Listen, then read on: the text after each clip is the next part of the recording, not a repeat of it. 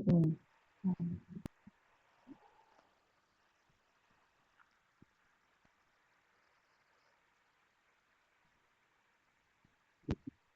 Nakikita na po ba yung aking screen? Yes. Ayan po. Ayan. So, ano po natin yan ay Romans 10:17. So, basahin ko lang po. So, faith comes from hearing, that is hearing the good news about Christ. So, ito po ang ating salita for tonight. And as you can see,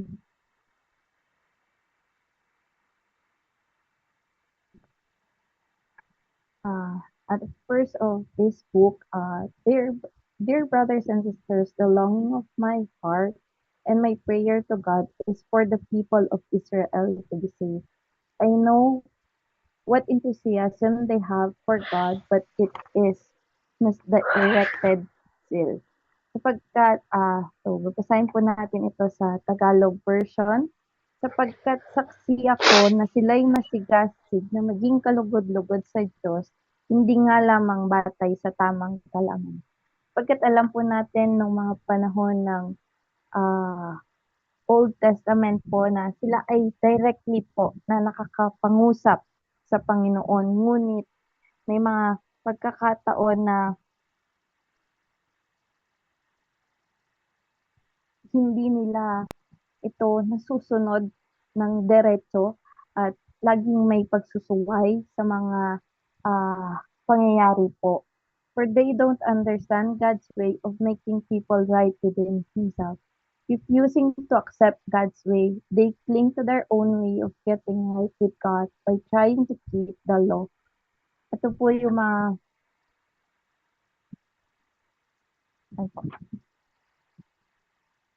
yung mga panahon po na yun na alam po naman natin, lalo na po nung panahon na sila ay inilabas sa Egypt ay sadyang marami pong pagsusuway ang ginawa ng ating mga Pia, ano po?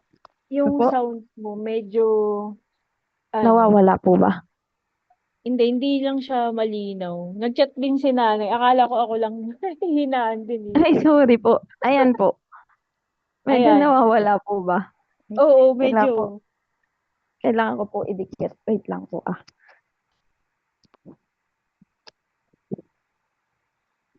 Eto po, okay na po. Ayan po. Sige, sige. Ayan po. Medyo Okay na po. Basta consistent mo lang na gano'n. Okay po. Sige, Sabihan thank niyo po ako you. kasi ano lang po yung mic. Baka medyo Sige, sige. lumalayo po. Ayan po. Sige po. Sige. Okay po. So, salamat po. So, ayun po. Ay, may na pa rin daw sabi ni Nan. Sa Wait lang akin, po muna. okay na.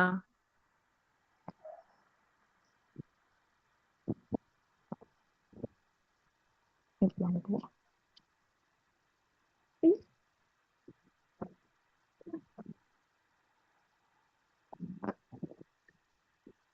Ayan po, Nay. Naririnig na po. Sa akin, okay naman. Yung, sa iba ba? Ayan. Sa iba? Sa iba po, okay na po ba? Naririnig na po ako. O, okay na din kay Kuya Sam. Go, Okay, sige po. Nay. Hawakan ko na lang. Ay, baka sa ano na ni Nanay.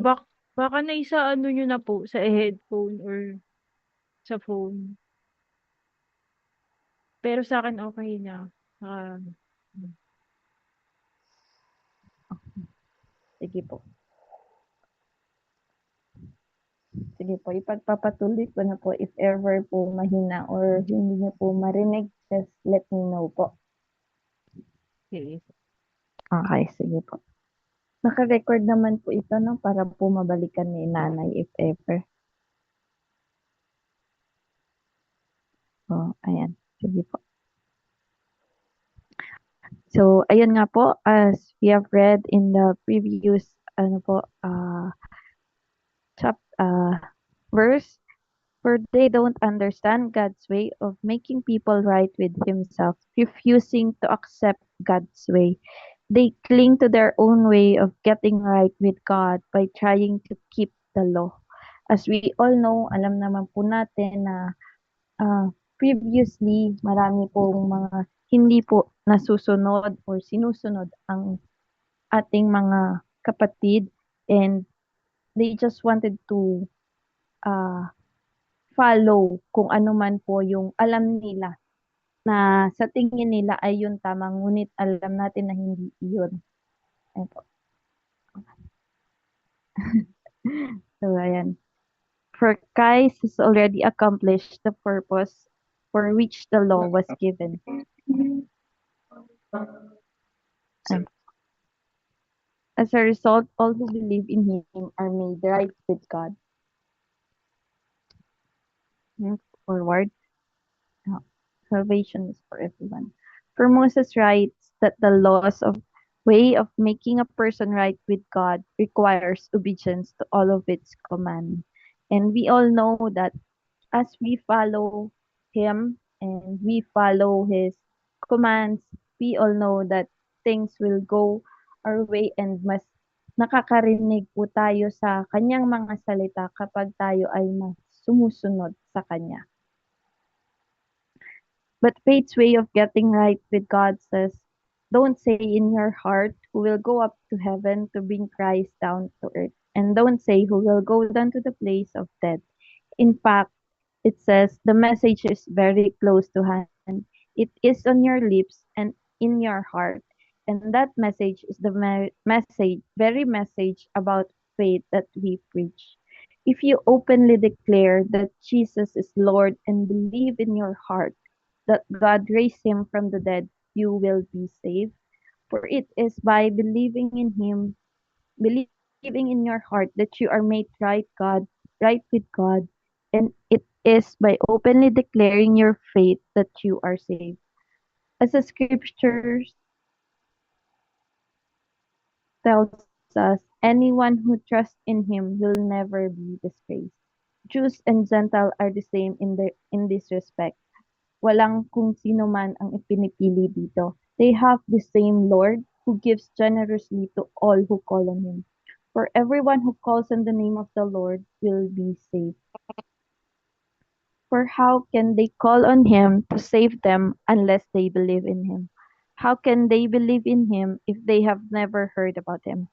And how can they hear about Him unless someone tells them? And how will anyone go and tell them without being sent?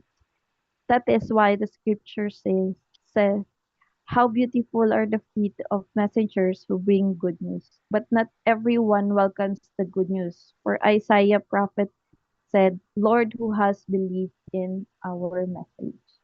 So faith comes from hearing. That is, hearing the good news about the Christ. So we all know na minsan dahil sa pagiging pasaway ng mga tao, mga hindi nasunod po sa salita ng Panginoon, hindi nagiging open pagdating sa pakikinig sa tama, at lalo na pagdating sa salita ng Panginoon. Doon po tayo nagkakaroon ng disobedience, at doon nagkakaroon ng hindi tayo nagiging open para makinig sa ating Panginoon sa kung ano man yung mensahe na gusto niyang iparating sa atin. So, yun lang po. Maraming salamat po. Okay na.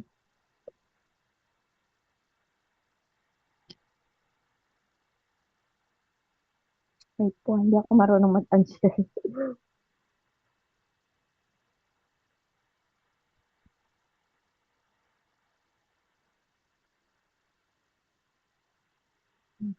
As we all know, we have to be obedient with what the Lord God wants us to do, for us to hear kung ano man po yung gusto niyang ipagawa sa atin. So, yun po.